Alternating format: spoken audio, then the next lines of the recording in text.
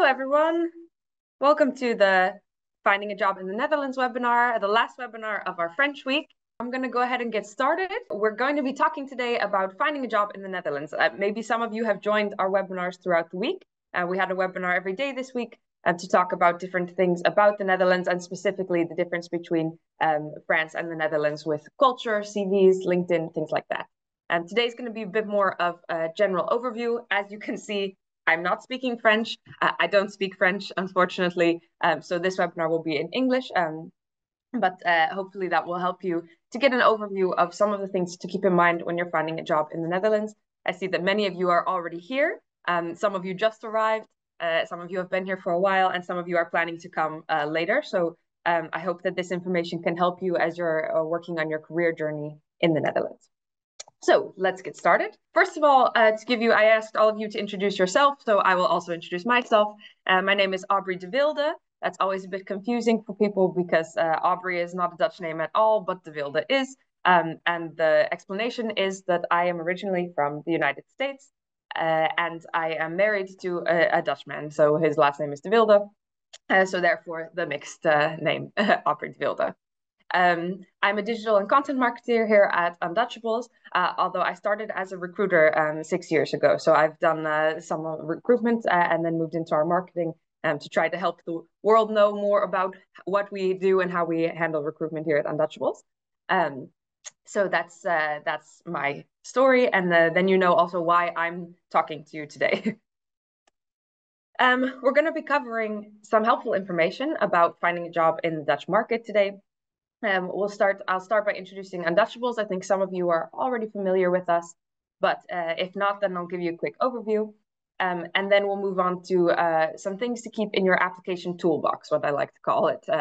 And also then move on to job interviews in the Netherlands. I know that's an important piece to keep in mind. And then, of course, end with our Q&A. Although, as I mentioned, you can put some questions in the chat or in the Q&A box as we go along. So, a quick introduction of Undutchables. We're the recruitment partner for internationals in the Netherlands. We saw that there's quite a few international companies, in fact, many in the Netherlands. It's a very good hub to connect the different hemispheres and Europe with all the different countries in the world. So it's a great place to settle if you're an international company or a multilingual person. And we noticed that there are a lot of both groups, but that they were not always finding each other. And so what we do is try to bridge that gap and help multilingual job seekers get connected with international companies where they can use their skills. So that's what we do. We have offices in Amsterdam, Amstelveen, Den Haag, Eindhoven, and Utrecht. From those offices, we cover the entirety of the Netherlands. So we cover all those regions and can help find a job. And we also work very closely together. So if you talk to a recruiter in Eindhoven, for instance, then they will share your information with recruiters in the other offices as well, so that you don't have to retell your life story 500 times. I know that that's already the case when you're looking for a job. So we try to share the information here so that you can find a job as quickly as possible, and also that you don't get too tired of sharing all your information. We work with skilled personnel who speak many different languages. This basically what you can think of is commercially oriented office jobs. So we work with everything from entry-level customer service positions up to CEO and expert project manager positions and everything in between. We cover many different sectors because we focus, our niche is to focus on the languages, so speaking English and other languages other than Dutch. And so what that means is that we are active in a lot of different sectors and know a lot of, or a little bit about a lot of things, so that we can help you to use your languages as an asset and also find a position that matches what you're looking for and in a sector that is interesting for you as well. So that's Undutchables. And I'm going to tell you now about our recruitment process. As I'm telling you this, I also want you to know that this is quite a common recruitment process in the Netherlands. When I first arrived in the Netherlands as an American, I did not know what to do with the idea of an agency and know what to expect with the recruitment process. But this is quite common. Agencies are a big part of how companies hire within the Netherlands. So it's good to know what you can expect, what the steps are, and be prepared for that so that it doesn't surprise you too much, and also that you know where to put your trust as you're looking for a job. So at Undutchables, but also in a lot of cases, you'll start by registering with an agency. This is a free process. You just share your CV and upload that to the database, and then the recruiters within the company will have access to your information. Another way that you can share your information is by applying directly to a position.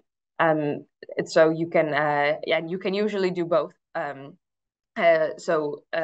can apply directly to a position, then your information will be shared with the recruitment consultant responsible for that position, and registration, then you will show up in the database. So both ways are a good way to get your information to the correct recruiter. If there is a match with either the position you've applied for or something that's in the database once you've sent in your CV, then you will usually have an interview or an intake with a recruiter. This is an in-depth screening where you can really talk about your ambitions, your experience, what you're looking for, what you've been coming from. This usually also includes things like how far are you willing to travel? What is your salary expectation? It's quite in-depth and detailed. And I would encourage you when working with a recruiter to be honest, because the recruiter is also trying to match you with a company where you're going to be able to continue your career and hopefully be happy there. And in order to do that, then they need the correct information.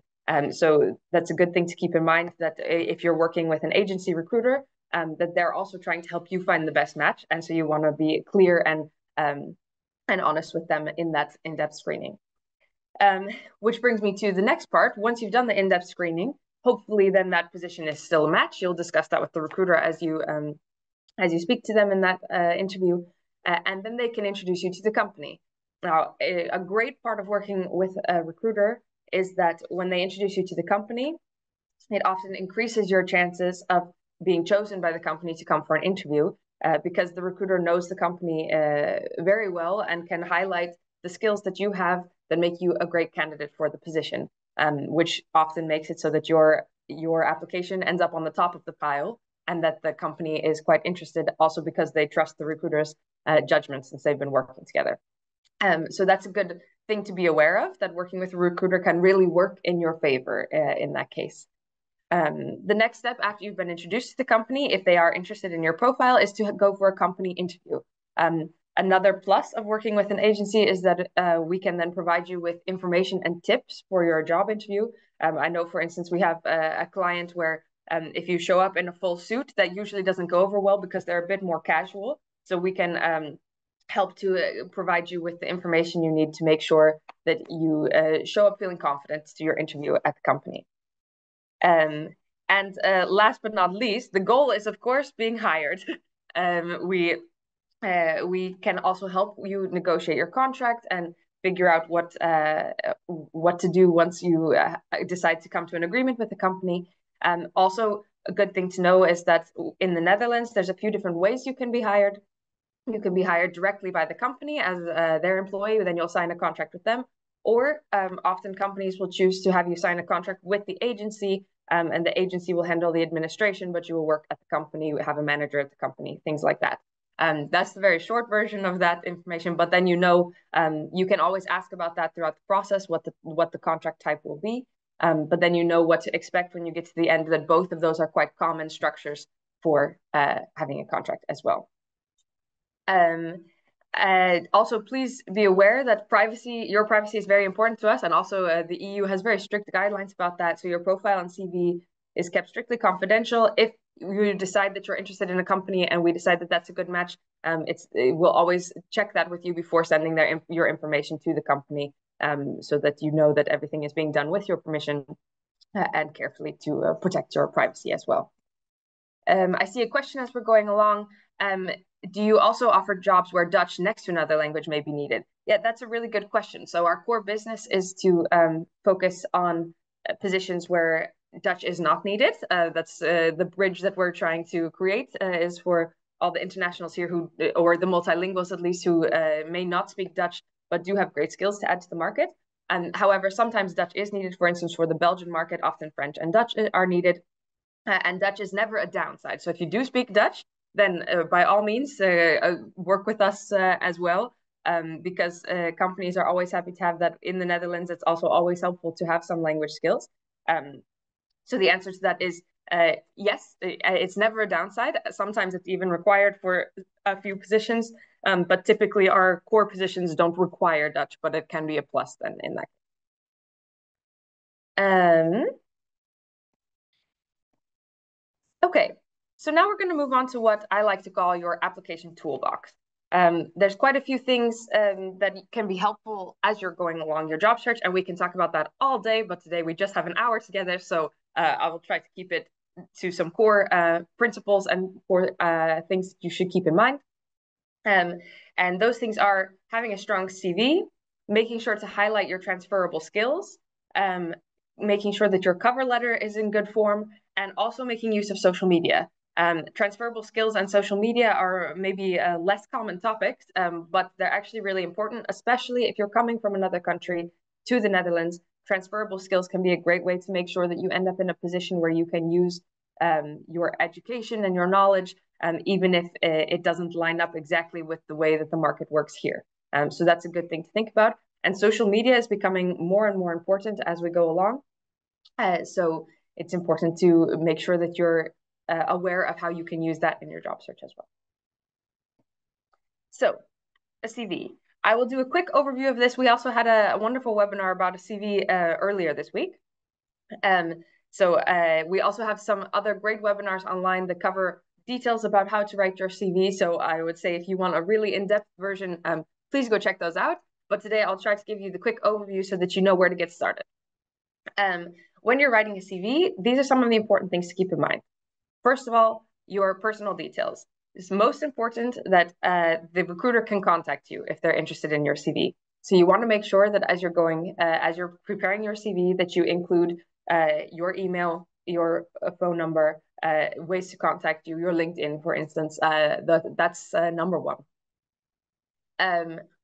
Another thing that you can include on your CV, although there's some debate about this one, is a picture. What I will say about that is if you're going to include a picture, make sure that it's a professional picture. Make sure that it's just you in the picture, that it looks professional and portrays your personality. Smiling is a good thing to do in a picture for your CV. Excuse me. But you also don't have to include a picture. So be aware that that one is up to you. But if you're going to include it, make sure that it's professional. The next thing is a personal summary. At the top of a CV, you'll often see a short paragraph that talks about you and what you're looking for. This is a great way to put some keywords into your CV, to say things like, I'm a passionate marketeer who loves working with email marketing. That kind of thing can really help when your CV comes across a recruiter's desk, because the reality is that recruiters see a lot of applications and a lot of CVs per day, and you want to make sure that when it crosses their desk, in a couple of seconds, their eyes can find what they're looking for, like your personal details and the keywords. And a personal summary is a great place to do that, very shortly, to show a tiny bit of your personality and also your ambitions. Now, work experience, that's really the main reason for a CV, of course, is to show your work experience and your education. In the Netherlands, you put them in reverse chronological order. So the most recent experience comes at the top and you work backwards. Also, if you are a recent graduate, then you might put your education first, because that's going to be more relevant maybe than some of the student jobs you've done. However, if the student jobs, or if you've already had some work experience, then you can flip them around. And most people who graduated longer ago or have more recent work experience than education experience, you'll put your work experience first and then your education experience. You should also put your skills on your CV. We're going to talk in a minute about transferable skills. So make sure that those are clear on your CV. Often a good way to do this is to put some icons or a graphic to show those, but you can also list them out in bullet points, but just make sure that they're easy for the recruiter to find quickly. When it comes to a reference, you don't need to put your actual references or their contact information on your CV. I know that's common in some other countries. Here, that's not necessary. Potential employers do often want to see or speak to your references. But then what we advise is to put on the bottom of your CV references available upon request. The reason for that is because employers need to get your permission before they call your references. But if they have the contact information already in practice, that doesn't always happen. So it's better to just put that sentence, then they know that they can contact your references, but that you will provide the information when the time comes. And lastly, when it comes to your CV, including hobbies on your CV is also a great way to show part of your personality, and can also be a great way to show some reasons that you're interested in a specific position. You don't have to include all of your hobbies here, but it's fun to show some things that show that you have experience outside of work, and also to show things that may be related to the job you're applying for. I had, for instance, a candidate once who really loved gardening, and she was applying for a customer service position, but that customer service position was for a company who created pots for plants and other gardening equipment. So it was really great that she included her hobby on the CV, because that made the hiring manager quite interested, because they thought maybe she would have more passion for the subject as she was helping the customers, and she ended up getting the job. So that's a really good thing to keep in mind as well, especially with which hobbies you're going to include. Think about if they're relevant to the position, or if they give you something nice to talk about during an interview, then I would include them. But this should not be the longest section of your CV. So here's an example of a CV. It's important that your CV is well formatted and easy to look through. It of course doesn't have to look just like this. You can design it how you want. But some important points to think about are how easy it is to find the contact information, the skills with and the languages that show the level of fluency, and the skills that show also the level of competency, and also a really clear outline with some bullet points. You don't have to include everything that you've done in a job. Often what we advise is to put a couple of bullet points of the main things and the overarching idea, but also make sure that they can ask some questions when you show up for the interview. So you don't have to write out everything or every accomplishment that happened in that job, but just a quick overview. Also, because your CV should not be too long, so you want to make sure that you're just covering the main information and giving room and space for the other things you want to include, like your education and your skills. So a little recap. The do's: keep it short and simple. In the Netherlands, your CV should really be 1 page to 2 pages. Of course, if you have more experience, then 2 pages is going to be more likely. But longer than that is not very common.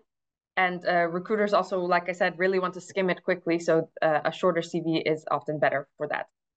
If you have more information to include, then 2 pages is also possible. Use bullet points for the same reason. Makes it easy for the recruiter to skim and to see the keywords and the important information and experience that you have. So that's a great way to format your CV and make it easy on the eye, but also easy to find the information.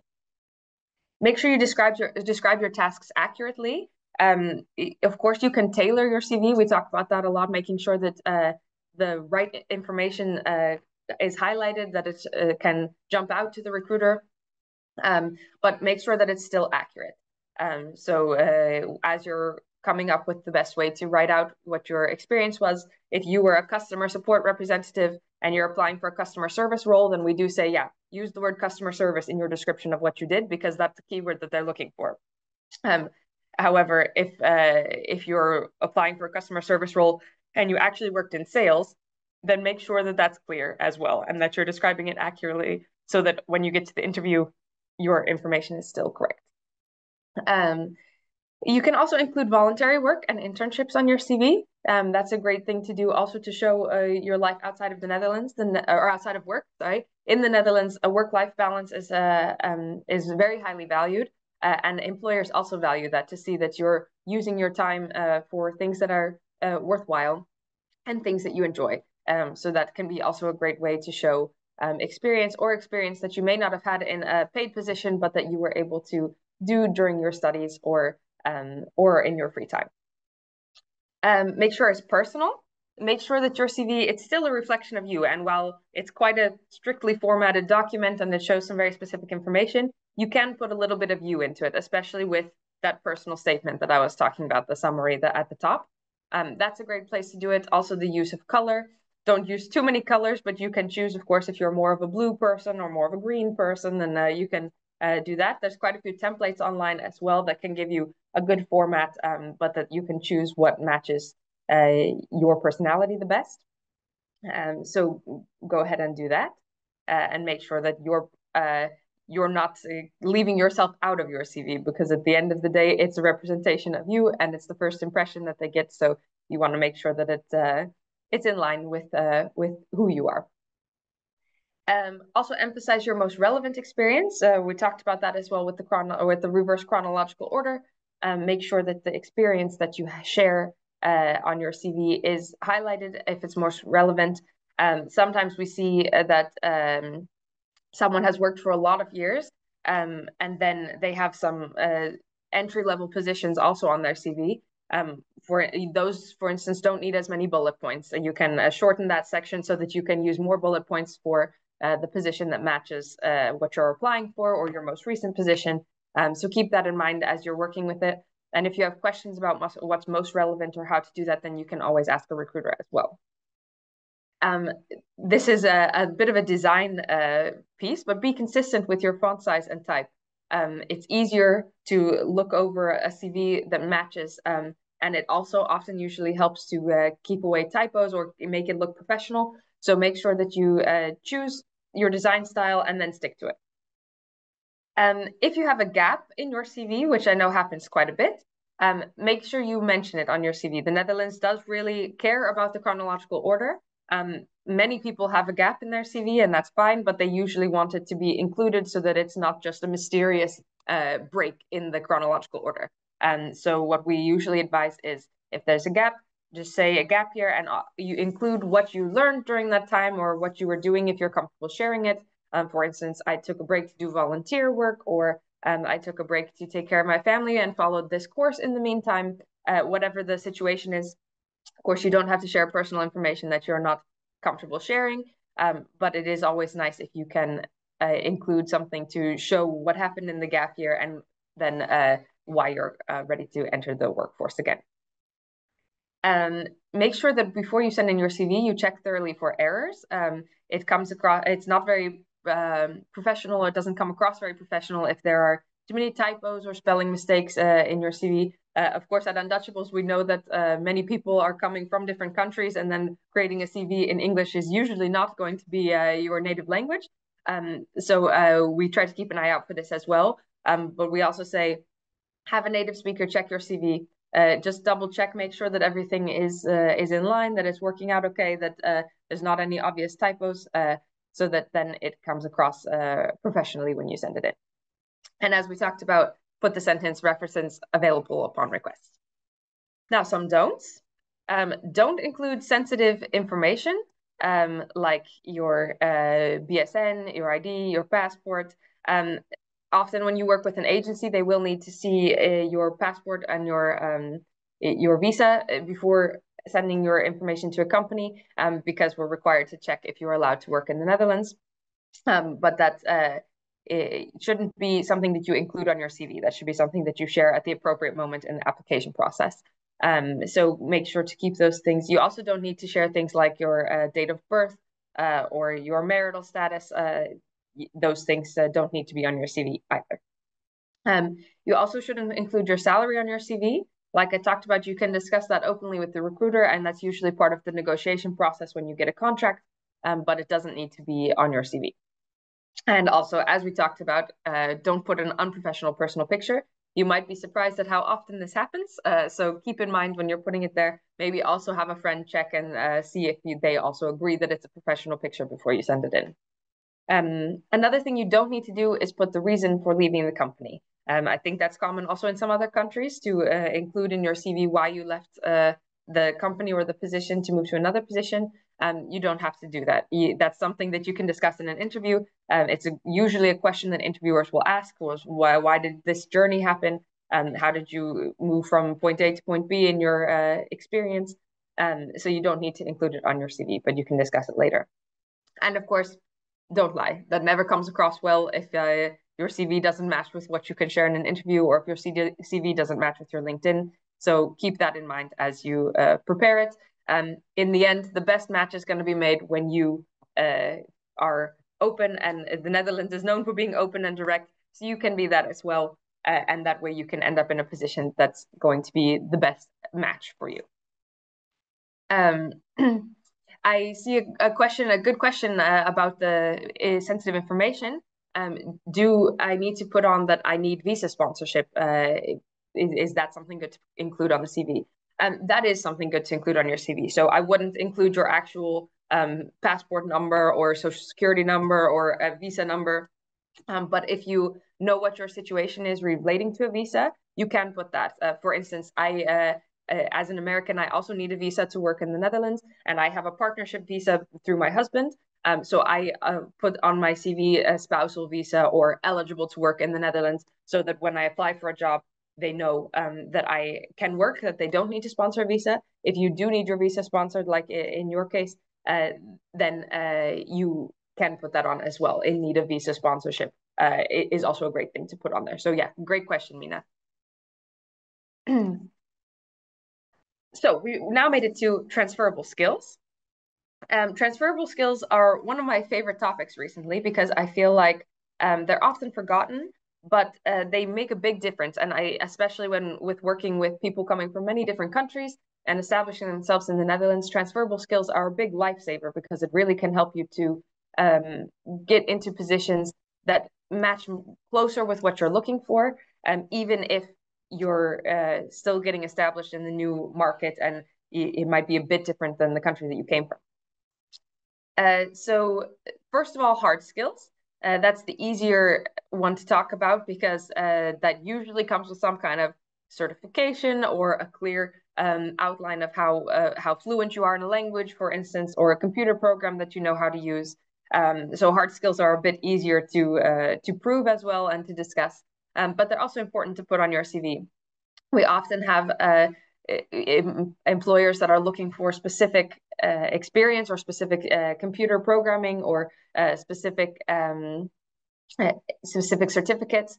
All of those things are helpful to put on your CV so that they can so that you will stand out in an application. For instance, I know that a lot of customer service positions require the program SAP.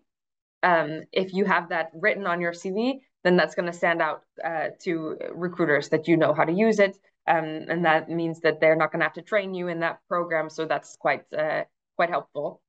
And the same goes for many other hard skills as well. We always say put your language proficiency on your CV. It can only be an asset. So put on what languages you speak and at what level. You don't need to include languages that you don't speak fluently enough to use in your job, but you can definitely include languages that you speak at a conversational or professional level. So make sure that those are there. And soft skills are a little bit trickier to know what to include because hard skills you usually can match to the job description. For instance, there are specific things that they're looking for that you have in your repertoire. There are also certain things that you have just done. You know, you've completed a training and gotten a certificate. You got your education in a specific direction, so you have a diploma. All of those things you can include. But soft skills are a bit more flexible and trickier, but very important. And very important in the Netherlands because most employers are looking not only for a match on paper, that all of the skills are there and the knowledge is there, but also for a click and a match with the person. And that has a lot to do with your soft skills. So some common soft skills are things like being a great communicator, good at organizing, being creative. That's really important in marketing, for instance. Adaptability or flexibility, problem-solving skills, all of these fall under soft skills. But there's a lot. There's a really long list. I had a recent conversation with someone who had flexible on her soft skills list on her CV because it sounded like a good one, and people often put that in a job description. And as I was discussing with her and trying to help her get her CV up to date, she said, yeah, but I'm not flexible. And I said, yeah, then you shouldn't include it because they're going to ask you about it. And you're also going to be expected to be flexible if you apply for a job and that's on your CV. But you don't have to use flexible. You don't have to use any of these that are written here. My biggest advice is to look up the list of, there's usually an updated list of what soft skills employers are looking for in a given year. So for instance, look up most sought after soft skills in the Netherlands in 2024. Google's a great tool. And then you'll come across lists of hundreds of soft skills. And then you can go through and see which ones apply to you and which ones are the most true to your experience and include those ones.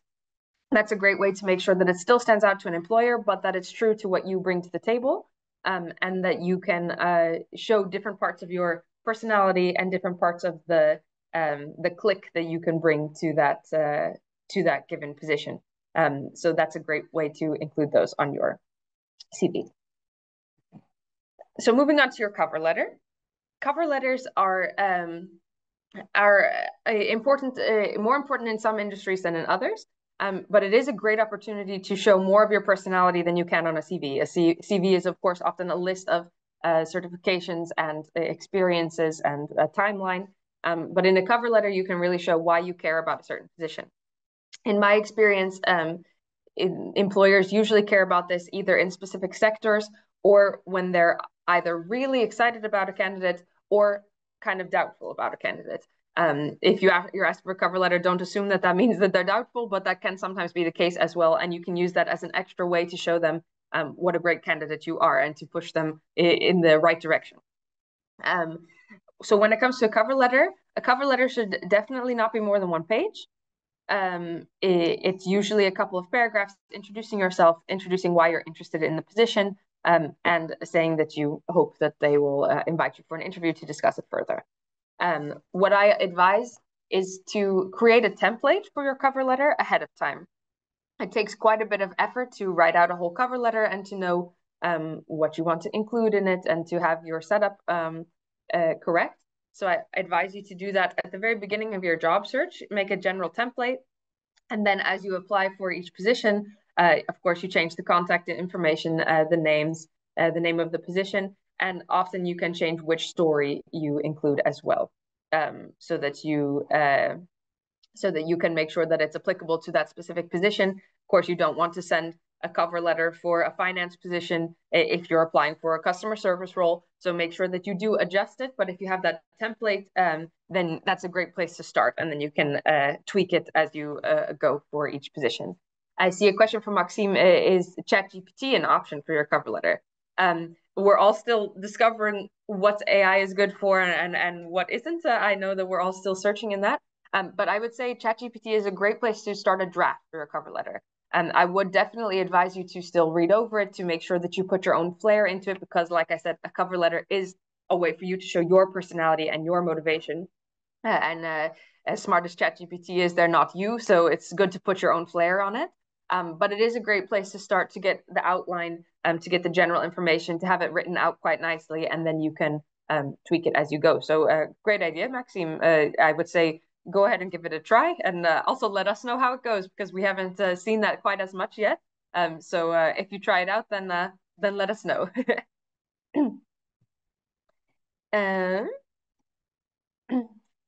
So then we come to social media. We actually have a great webinar on this as well. If you want to go into more detail about it, we have our in-house expert, Ezgi, is also here today.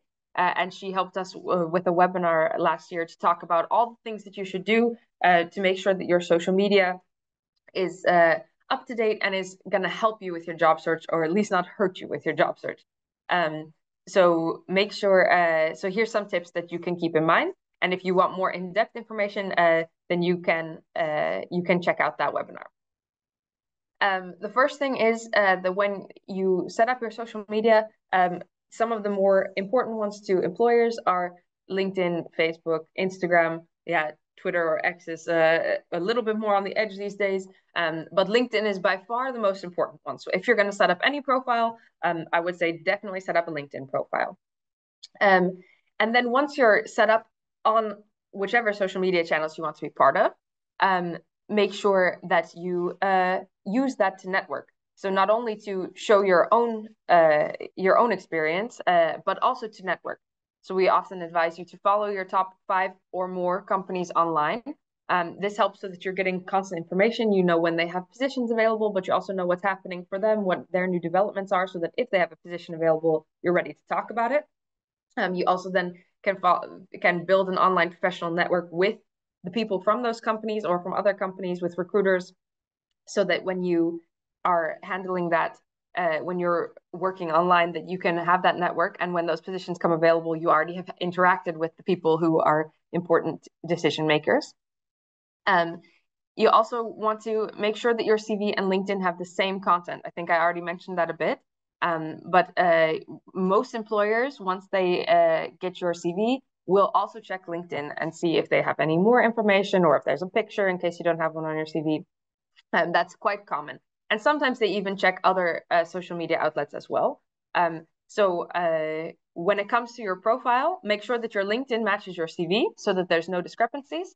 But if you also have other social media profiles, make sure that they are either how you want, either with they're filled with content that you're okay with the potential employer coming across, or that they're set to private, so that when an employer looks you up on Instagram, that they don't see all of the content. That's also an option. So make sure that you're just aware of which option you're choosing for, that either the content is something that you're comfortable with sharing with a potential employer, or that it's set to private so that they don't access it. Excuse me. And one more really important LinkedIn tip is to make sure that you're visible for recruiters, and that you're open to new opportunities. There's a couple of ways to do this. There's a banner that you can include on your profile picture, and also a setting that you can turn on that says that you want to be visible for recruiters. But another thing that you can do is include this in your profile summary on LinkedIn as well, to say open for new opportunities, looking for a job. Because when recruiters are searching LinkedIn, they often use those keywords to search for potential candidates. So if you want to make sure that you're found, I would turn on both of those things, both the setting for being visible for recruiters and also including the keywords.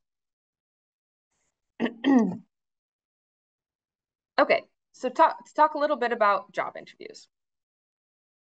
When it comes to job interviews, knowing a bit more about the Dutch communication style is good to know. So a couple of important points. Hierarchy in the Netherlands is very low. There's not a lot of a lot of division between the different levels of management and entry-level positions, for instance. Everyone is allowed to openly participate. So even if you're an intern and you have something valuable to say in a meeting with the CEO, that's usually possible and encouraged even in a Dutch company. Of course, if you're working in an international company, for instance, American companies often have more hierarchy, so it depends on the specific company and the origin of the company. But typically in a Dutch workspace, hierarchy is minimal. The communication style is also very open and direct. I think that's probably something that most people have heard about the Netherlands. I also have heard from many internationals that this can be something that they have to adjust to. I have heard from a few countries that it's actually less direct than their country, and I've heard from a lot of countries that it's more direct and that it's very straight to the point. So that's something to be aware of, that can also happen in an interview, that people are very straight to the point. They ask questions that maybe, depending on how your culture works, may have been considered rude or unprofessional. That's just the Dutch way of being direct, getting straight to the point, and being efficient. So be aware of that as you go into those conversations.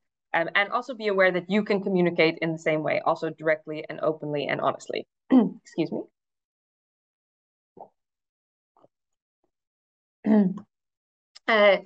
Another thing that's really important to the Dutch culture. Oh, I see, by the way, someone put a culture map here in the chat, so make sure to save that link. Really nice of you to share that. Thank you for sharing that with everyone. It's a really nice way to make sure that you know what you're getting yourself into, so that's great. Another thing that is important to Dutch people are commitment and goals. So once you make an appointment, that appointment is set. I know in America, for instance, if you make a doctor's appointment, then they usually send you 10 reminders in the meantime and make sure you're going to be there in half an hour before. Here, I set one of my first doctor's appointments, and then I never got a reminder, and I didn't even know if I should show up then, because I thought maybe they forgot about it, but they did not forget. In Dutch, they have a saying, afspraak is afspraak, which basically means agreement is agreement, or meeting is meeting. So once it's set, it's set. It's in the calendar, and that's important to them, along with punctuality. So being on time is really important. So when you're showing up for an interview, make sure that you're on time, that you're there, that you show up like you said you would. That means a lot to Dutch people. Excuse me. And also something good to be aware of, especially when we talk about the transferable skills and coming from another market. Excuse me, I have a bit of a cough.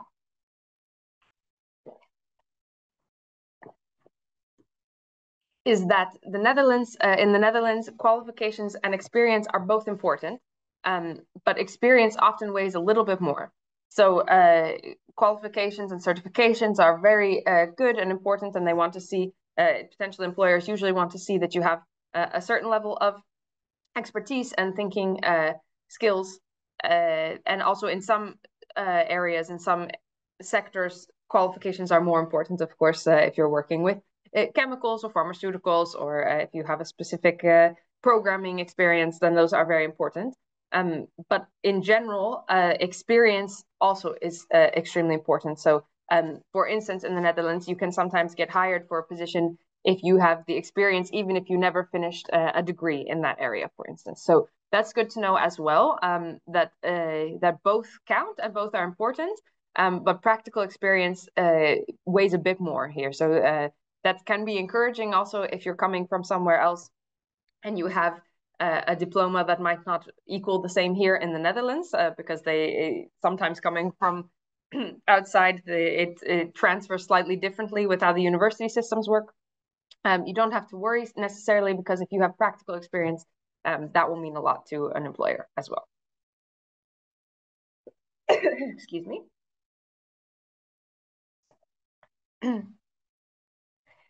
So, in preparing for an interview, you can follow these basic steps to help you prepare for your interview. First of all, research the company. And if you have been following them on LinkedIn, like I mentioned, then this should be quite easy, because you will be up to date about what they're dealing with, what their new products are, what's happening for them in the news. But that's definitely a good step to start with before you go to an interview. Then before you go to the interview, make sure that that's fresh in your mind, both the information about the company and the information about you, yourself, what you included on your CV. It's usually not common practice to have your own CV in front of you during an interview. So you want to make sure that you have it fresh in your mind and that you know what experience you included, what soft skills you want to talk about. It's also good to prepare yourself to know with some stories of, often people will ask if you have flexible listed as a soft skill, what's an experience in your working life where you were able to be flexible. So have some stories ready, things like that. Also prepare questions. So once you've researched the company, you might have questions about the way they work. You might have questions about the position. A good thing to also have a question about is the interviewer. How long have they worked at the company? What did they like most about working at the company? Things like that. Those can be really valuable questions to create a nice connection with the interviewer and to help the conversation flow easily, and to be remembered as well. So prepare questions to show your interest and your motivation. And always be yourself. We do recommend, keeping eye contact, shaking, having a firm handshake, but make sure that when you're there, you're yourself. If you're an introvert, you can be an introvert. You should still answer questions and ask questions, but you don't have to act like you are an extrovert, or if you're not a super friendly, bubbly person, you don't have to act like a friendly, bubbly person. You can just be a professional, quiet person. Also great. So make sure that as you're doing an interview that you're not presenting yourself as someone you're not, because at the end of the day, you want to also find a match and that click with the company, and that's what they're looking for as well. And if that's not there, or it matches with a fake version of yourself, then in the long run, it's not going to be a good match. So make sure to be yourself. So when you're preparing for the online interview, make sure that you know where you're going. So if you're going to a live interview, make sure that you know how to get there, that you've already figured out where to park, or if you're taking public transportation, which bus gets you there, how far you have to walk, things like that. If you're doing it online, make sure that you're prepared with a nice background, that your technology is working, all of those things as well. Dress appropriately for the interview. As I mentioned in the very beginning, if you're working with a recruiter, they can give you some tips for how to dress. In the Netherlands, usually for an interview, you want to go with business or business casual. So often if you have a nice pair of jeans that you can pair with a jacket, that's acceptable, but you can also go with a suit if you want to be extra formal, but that depends a bit on the company as well. So you can always discuss that with the recruiter, what the appropriate attire is.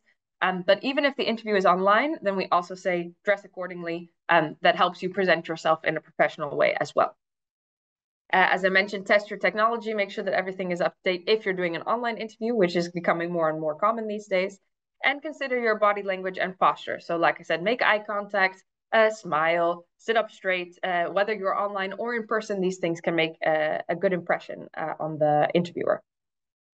And then also make sure for online, make sure that you have all your materials and make sure that you have a professional username so that when they log in, that it's something professional. I did an interview once and forgot about this step. And I realized that instead of it just being my name on the screen, it was my email address from when I was 12 years old, which, was not my most professional approach. So that's also a good thing to think about before you log into an online interview. But for the rest, treat an online interview the same as a normal interview. I won't go too into depth on this slide, but it's good to know that there are some typical types of questions that are asked in an interview. So for instance, there's often questions about yourself, like to introduce yourself in an elevator pitch, or how do you deal with stress or difficult situations, practical questions about your CV. So all of those are good things to have already prepared in your mind so that you know how to introduce yourself. I know for me, if someone says out of the blue, tell me about yourself, what's the elevator pitch? Suddenly I don't even remember my own name sometimes. So it's good to have already rehearsed that a little bit in your head so that you're prepared for those kinds of questions. They will also usually go into detail about your educational or professional background. Like I mentioned, they'll often ask why you left your previous job or why certain things happened throughout your CV. They'll also often ask what did you enjoy the most or the least about previous positions. And this one you have to sometimes be kind of careful with, at least with the least part, because it's never a good thing if you had a bad boss, for instance, to then discuss how horrible they were, because then this next boss is thinking, when am I going to be the one that's being talked about as if I'm horrible? But you can, of course, outline that the management style did not agree with you and you're looking for something that is a bit more formal compared to what you had before. Things like that are fine to share. So keep that in mind as well. And sometimes in an interview, they also will ask what if questions or sort of case study type questions. And this is usually a later stage. In the Netherlands, you often have multiple rounds of interviews. And usually at a later stage, there will be some version of a case study or a day that you come and meet the team and explore the office. But sometimes it even comes up earlier in interviews, questions like how would you handle a disagreement with a colleague, or even hypothetical questions that help to test your thought processes and how you handle certain things. So make sure that you keep all of this in mind. Of course, you don't have to have the answers for all of this, and interviewers come up with new questions all the time, but it's good to be prepared for these general types of questions. So at the interview, when you arrive early. That's usually about 5 to 10 minutes. You don't want to be there a half an hour early, because then the interviewer is thinking, oh, what do I do? Someone is here way too early. But you also definitely don't want to be late, and arriving just on time is also a little bit too late. So 5 to 10 minutes early is perfect. And then you're perfectly on time for the Dutch punctuality. Give a firm handshake, smile, observe the world around you, and compliment, ask questions about the office, those kinds of things. Then during the interview, answer questions clearly and concisely. You don't have to just give yes or no answers, of course, elaborate a bit, but make sure that there's room for a back and forth, and that you're able to answer them, share a story, but also then leave room for the next part, because the interview is not going to go on for too long usually. So you want to make sure that you can cover all the bases throughout the interview. And definitely show interest in the position, the company, and the interviewer, like we talked about. Ask those questions that you prepared ahead of time, and be yourself. As you can tell, that's an important one because it keeps coming back. And afterwards, as the interview is ending, you can ask what the next steps will be. It's fair enough that you want to know what to expect, and they should be able to tell you that, or let you know what to expect or when to expect more information about that. Shake hands again, thank them for their time. And if you are enthusiastic about the position, it's also always fine to send an email to express your enthusiasm. Don't send 10 emails, because that gets a bit too much. But if you send one email to say, hey, thank you again so much for your time. I'm really excited about this position because this and this that I learned in the interview, that can go over well. So, and you can also always share that with your recruiter after as well if you're working with a recruiter.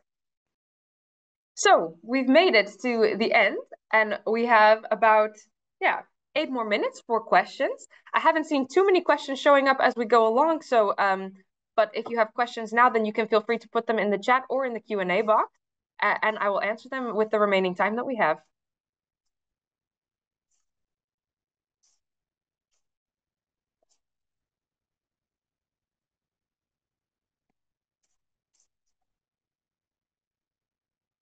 Not seeing any questions yet. Hopefully that means that you're all feeling very confident and ready to find your job here. Oh, this is a good question. I see a question. How do you select relevant recruiters for your sector? That's a really good question. It depends a bit on your sector, of course. Some agencies like Undutchables, for instance, as I mentioned, we cover a lot of different industries because our niche is to focus on the languages. So what that means is that we cover a lot of different sectors. So usually if you're looking for a position that has anything to do with a commercial or an office, then we're a great place to be. Many recruitment agencies have some sort of expertise. So as ours is languages, you also have IT agencies, you have pharmaceutical agencies. So a good way to do that is to research what the agency is specialized in. There are generalized agencies and there are specialized agencies. And so that's a good place to start. If you think that you've found an agency that works in your sector, and then you can also always give a call, because sometimes within an agency, there are also different expertises amongst the recruiters themselves. For instance, we have an executive recruiter here who focuses on positions like CEOs and CFOs and the high-ranking management. And in other companies, I know that sometimes they also divide it based on a sector or based on specific type of position. So you can always call as well and say, hey, I'm looking for this type of thing. Who should I talk to in your company? I think that's a great place to do that. Great question. Thank you, Stanislas. I see some other questions. Do Dutch companies accept French diplomas?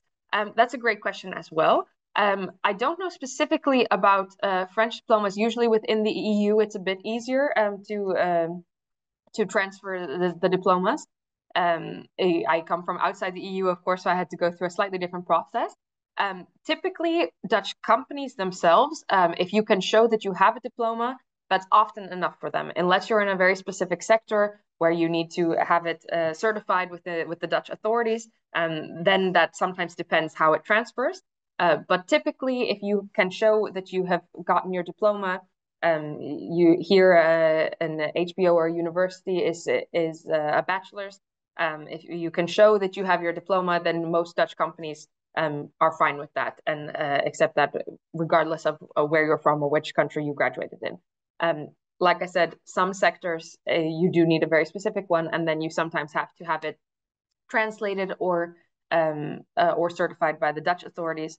But typically, in my experience, that goes pretty smoothly. The more expertise you have, for instance, if you're a doctor in another country, then it can sometimes get trickier. And yes, thank you to Kirsten for putting in the chat. You can check with NUFIC. NUFIC is the body that will certify your diplomas. You can always check ahead of time if you need to get your diploma certified, or approximately.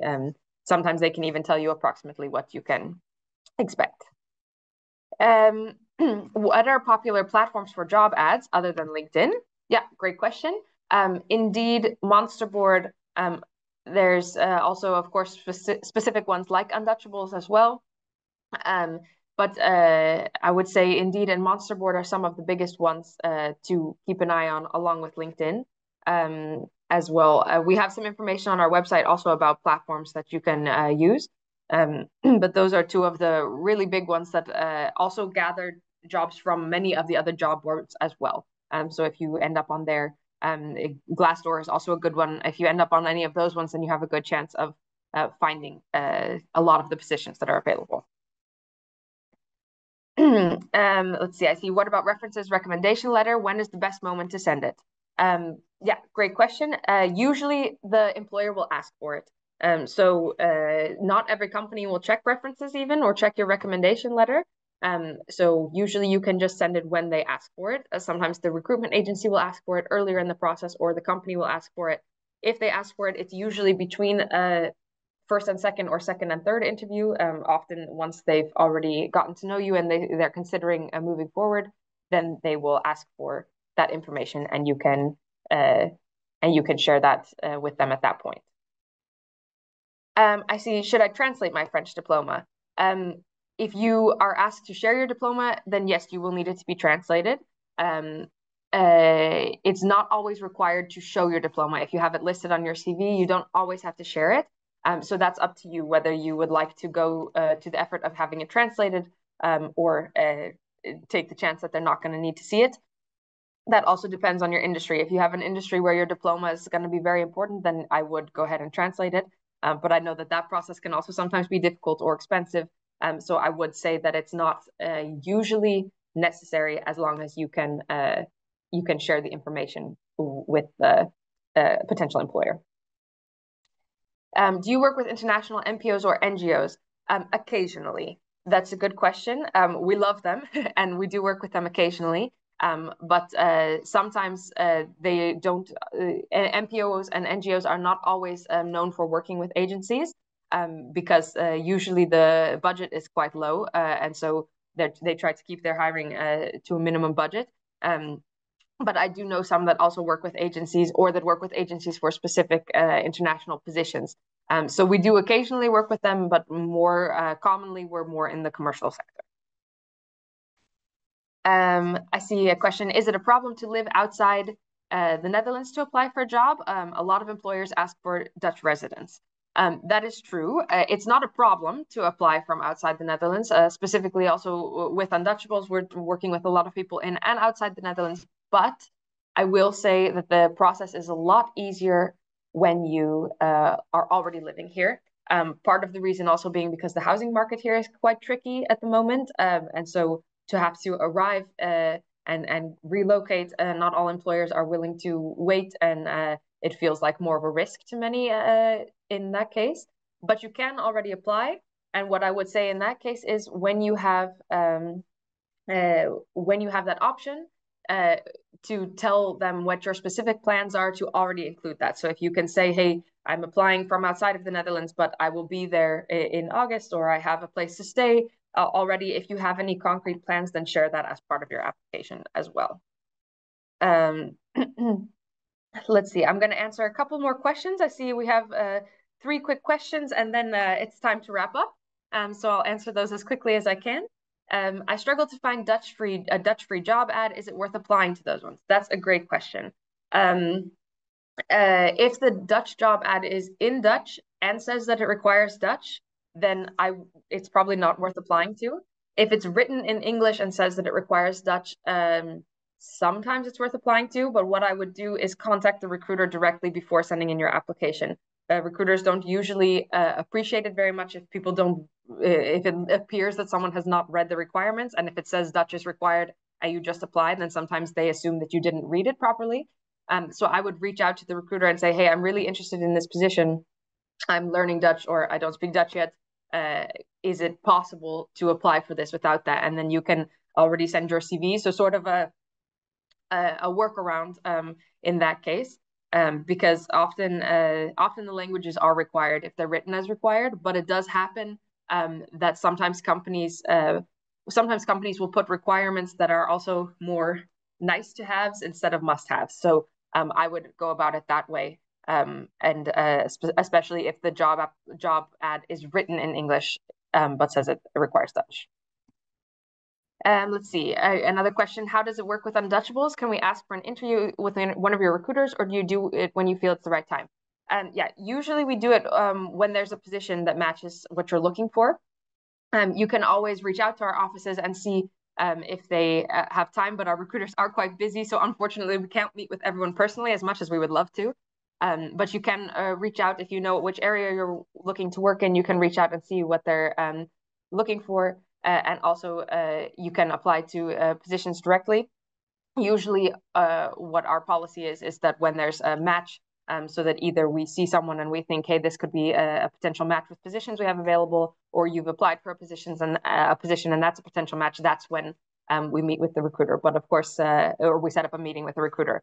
But you can always always reach out and let us know that you're interested in a job and that you're actively looking, and we can see how we can help with that, even if we can't set up a full interview at that time.